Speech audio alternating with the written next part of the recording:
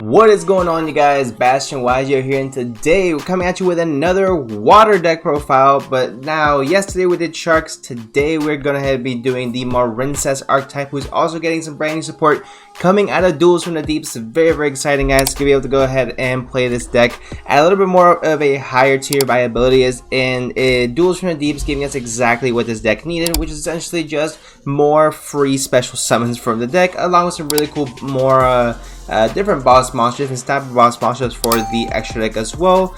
So without further ado, guys, if you guys do enjoy these videos, go ahead and leave a like down below, comment down below which deck you guys want to see next, and let's get right into this deck profile, guys. Promise you I won't take too long as I did last time. I kind of ranted on a little bit more, but anyway, I'm starting to rant again. So first off, we're going to start off with 3 of the Marincess Spring Girl. It's a brand new card coming out of the Duels of the Deep.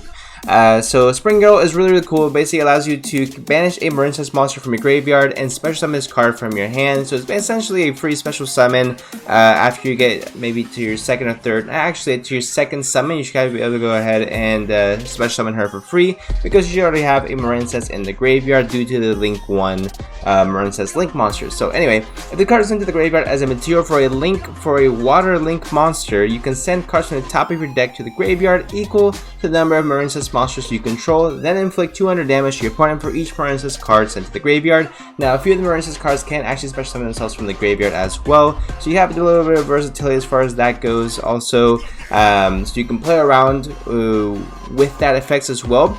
Marincess is not the best, I want to say, playing out of the graveyard. It's not Light Sworn you know, capable. It's not like zombie capable, but it has a few interactions here and there, so it does feel you as well. Plus also burn your opponent, which you know, it's never bad. Plus it's 200, so it's a trick star. So there you go. So next we played 2 of the Marincess Sleepy Maiden. So Sleepy Maiden is again one of the new cards coming out of Duels from the Deep. So let's go ahead and get acquainted with this card. So you can target one Marincess monster you control, special summon this card from your hand, and if you do, the card you target gains this effect. So the targeted card cannot be destroyed by your opponent's card effects. Pretty good, especially if you're targeting one of your boss monsters. So it's going to be really nice for those scenarios as well. But there's also another free special summon for you guys also.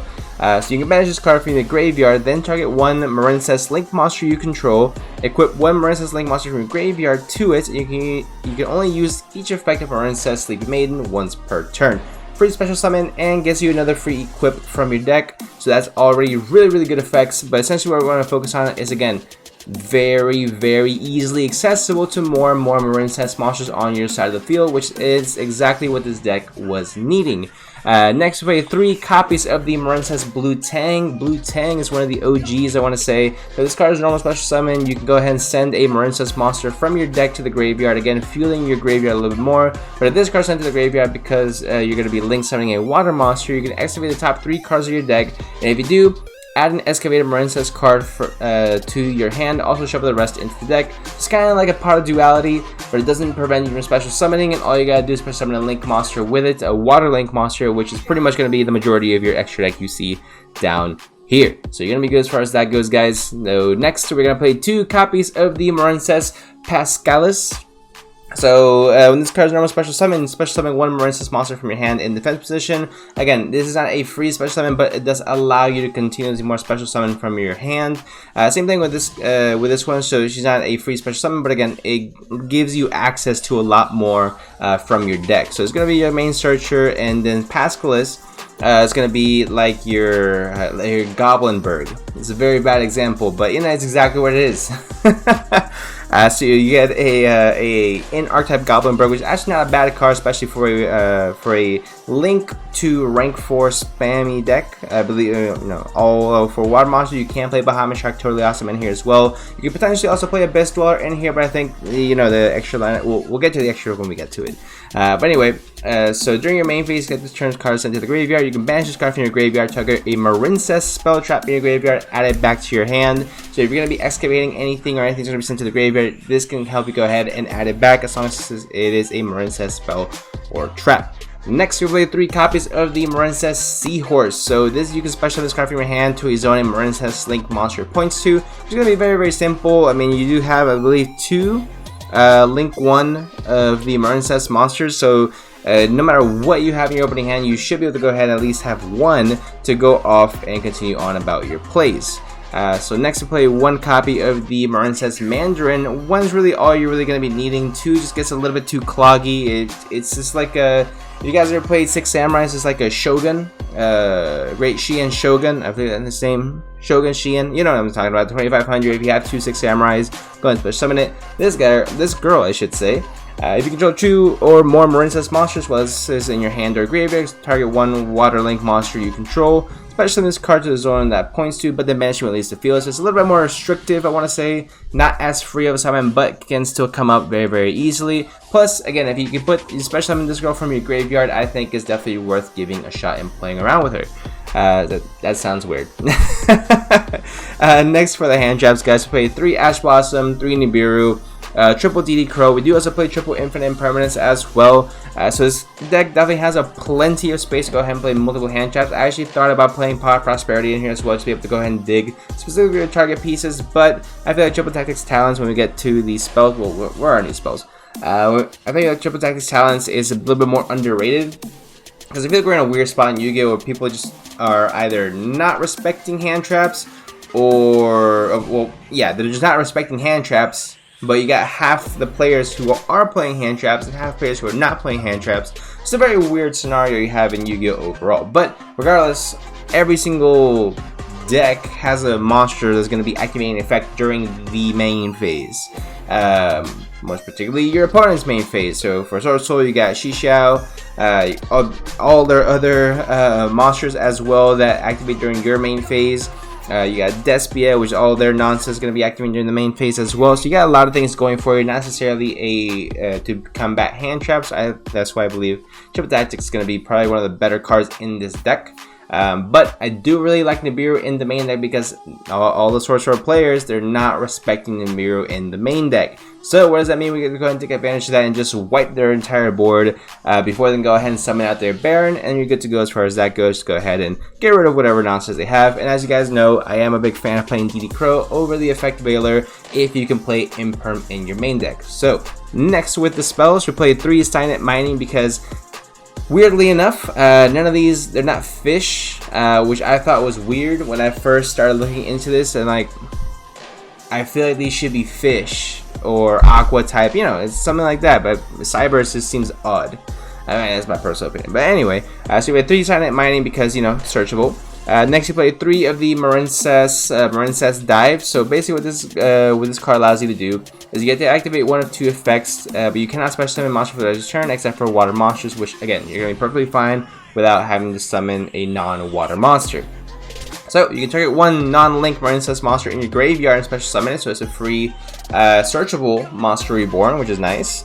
Archetype specific, or if a Marincess Battle Ocean is on your field zone, special summon a Marincess monster from your deck, which is actually really, really good. So there's only, which is kind of weird, so I was looking at different profiles to see, to kind of work my way around the Marincess strategy, see the one that I like best. A lot of them did play a field spell only at 1.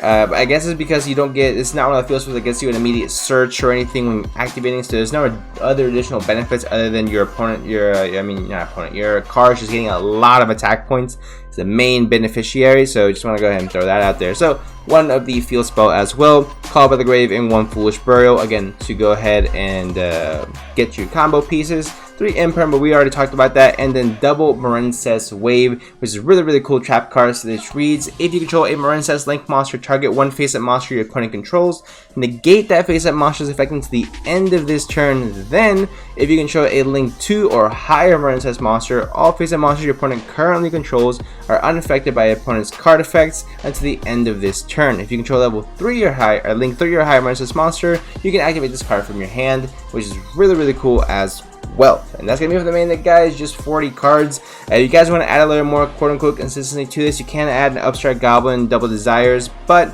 just be careful if you're gonna be going that route, because you may be banishing some of your important Marincess pieces. Yes, you have the space to run a lot of hand traps, guys, but remember, we are only playing let's see, I think it's 13 or 14 Marincess monsters, so let's go ahead and be wary of that. But as long as you guys are good with that, good to go. Let's go ahead and get into the extra deck. So, starting off with some spicy tech in the extra deck, guys, we play one copy of Lingaribo, not Linkaribo, Lingaribo.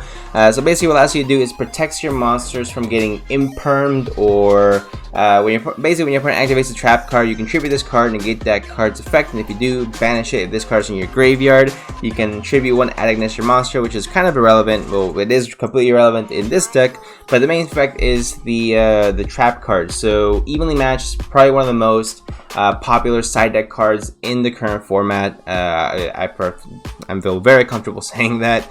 So playing cards like Lingaribo to go ahead and negate the evenly matched or an infinite impermanence, I think goes a long way. Yes, you can also negate like Eldritch traps and things like that, but it's kind of like a side benefit. I want to say the main primary benefit is that you are able to go ahead and play around the imperms, play around the evenly matched as well. Two copies of Marincess Sea Angel. So one level 4 lower Marincess monster. If this card is link summoned, you can add one Marincess spell from your deck to your hand. So that's really nice as well. Let you go ahead and search either your Marincess Dive, which then allows you to special summon a Marincess monster from your deck, from your graveyard, which is the one that you just used to go ahead and summon out the Marincess Sea Angel, which lets you get a Link 2 on board, so that's a free. Or you can also search out your Marincess Battle Ocean, and then this card, I mean, it's a powerhouse card. This is pretty much everything for the deck. I mean, I believe I said earlier, just adds attack points, and just way more than that, so keep on keeping on. We're gonna go with 2 Marincess Blue Slug. So this requires 1 level 4 lower Marincess monster. If this card is link summoned, you can target 1 Marincess monster in your graveyard except Marincess Blue Slug, add it to your hand. Again, being able to go ahead and play with your graveyard a little bit here and there. Again, not to a light swarm level, but you can still have a few interactions here and there, so it's not complete, loss. So you can also not special summon monsters except for water monsters. You can only special summon this girl once per turn, which again, that's perfectly fine, but it also helps you refuel your hand, so that way you're not losing card advantage as well. Next, you play one copy of the Marincess Crystal Heart. I have seen a few copies play as a 2, potentially 3, but I just did not see it necessary at that level. Again, if you are a hardcore Marincess player and you say, no, this card definitely a 3, I apologize if I offended you. But the way I see it, you just need it at 1. Really not gonna get too much other additional value out of it. So basically, it takes 2 water monsters in order to make unaffected by the opponent's card effects, 0 attack monster, so it's kind of irrelevant. If this card is in the extra monster zone, during the damage step, if this card battles an opponent's monster, that monster is unaffected by card effects except its own. When this card or another Marincess Link monster this card points to is target for an attack, you can send a Marincess monster from your hand to the graveyard for that battle. Like I said, this card really just pairs up really well with Marincess Battle Ocean because it specifically mentions Crystal Heart, but Crystal Heart's it's not the best card I've ever read by any means of the imagination, but we do play one, just for the additional advantage to make it unaffected. 1 Splash Mage as well. Next, we play 2 copies of the Marincess Coral Anemone. We're gonna call it one of those. It is what it is. Take 2 water monsters. In order to make it, you can go ahead and target 1 water monster with 1500 or less attack in your graveyard. Special summon it to a zone this card points to. You can also special summon a monster for the rest of the turn except water monsters. Pretty much similar effect regarding all of these. So just assume whatever you're summoning, you can't special summon anything that's not a water when you're playing this deck. If this card is sent from the field to the graveyard, you can target 1 Marincess card in your graveyard except this one, add it to your hand. You can only use this effect once per turn. So again, allowing you to continuously link climb. I think this is really cool as far as that goes as well. Next, one of the new Marincess monsters, we got Marincess Coral Triangle, which also replenished by her triangular arrows. So she reads, you can send 1 water monster from your hand to the graveyard, add 1 Marincess trap from your deck to your hands. Let's go ahead and add your Marincess Wave. If your opponent controls a monster, you can go ahead and banish this card from your graveyard, special summon any number of water link monsters from your graveyard whose total link ratings is equal to 3. So basically meaning you can go ahead and spam out 3 monsters if you can and if you want to, which gives you a lot of options there as well. Really good to see that as well. So you can not special summon monsters, yada water monsters. So really cool effect. I don't see you making more than 1 of these in a duel though, so just gonna go ahead and play that 1 for now. By the way, in the event that you do want to play 1 Abyss Dweller, I would probably go ahead and take out 1 of the Coral Anemone. because I think all of these have very niche uses, but yes, I mean, they are all useful. So I would probably take out one of these for it. Again, all these just seemed way too important. And Crystal Heart, even though yes, I did talk smack about it, it does come up here and then, you know, so I'm saying.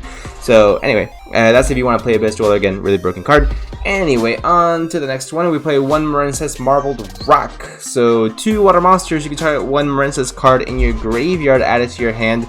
Then, when an opponent's monster declares an attack, you can send one Marincess monster from your hand to the graveyard for that battle. Monster cannot be destroyed by battle, and you take no battle damage for that battle. So, kind of like the less important effect, but the main one is you can target a Marincess monster in your graveyard and add it to your hand. Again, playing with your graveyard, being able to allow the deck to link climb and without losing card advantage as well. I think that's extremely beneficial for the deck. Next, another one of our brand new Marincess monsters, this time a Link 4 2300 attack Cyber's Link monster. Takes 2+ water monsters. Your opponent cannot attack other monsters while this card is in the extra monster zone, giving your other monsters a lot of protection. Plus, if you have this paired up with the Marincess Battle Ocean, this can get extremely beefy as well. So that is really an amazing effect to have to give it overall protection over the rest of your Marincess monsters.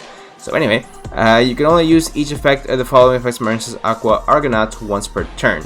You can target one water monster you control and one card your opponent controls, return them to the hand. When a spell trap effect is activated, or effect is activated in the field during your opponent's turn, you can special summon one Marincess monster cards equipped to this card. And if you do, negate that activated effect. So not only does it give you advantage as far as being able to negate your opponent's card, but it also allows you to go ahead and gain field presence advantage, which again, your opponent cannot target while this card is in the extra monster zone. So I think this card is absolutely phenomenal in every single way of the imagination. You cannot have written a better card for this specific archetype. So unfortunately, I can't see the space for it for playing more than one. I also cannot see the scenarios in which you'll be able to make more than one with this deck.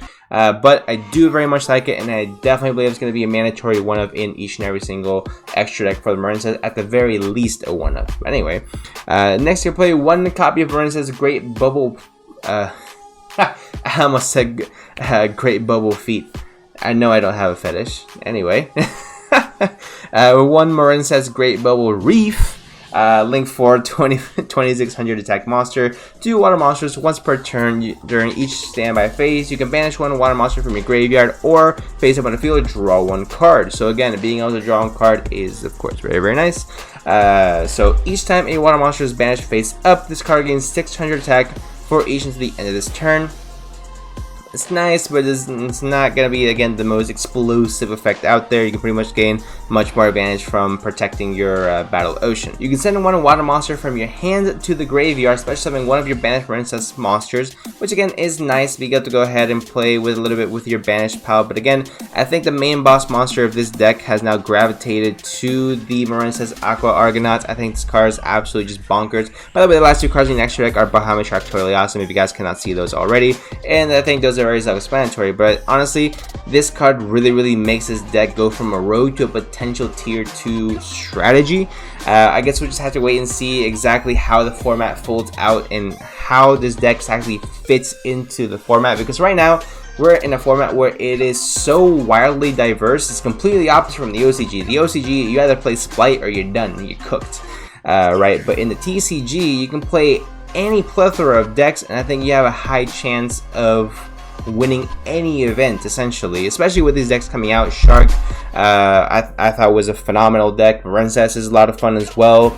I would put Shark over Marincess. Go ahead and say that right now. But overall, I really like the way this deck plays. Extremely consistent, extremely versatile as well, and has a lot of grind power with it. So overall, I really like the way Marincess works, guys. So go ahead and let me know what you guys think in the comment section down below. And again, let me know what deck you guys want to see next. I'll go ahead and do a deck promo for you guys. But guys, do enjoy. Go ahead and subscribe for more, and I'll go ahead and see you guys in the next one.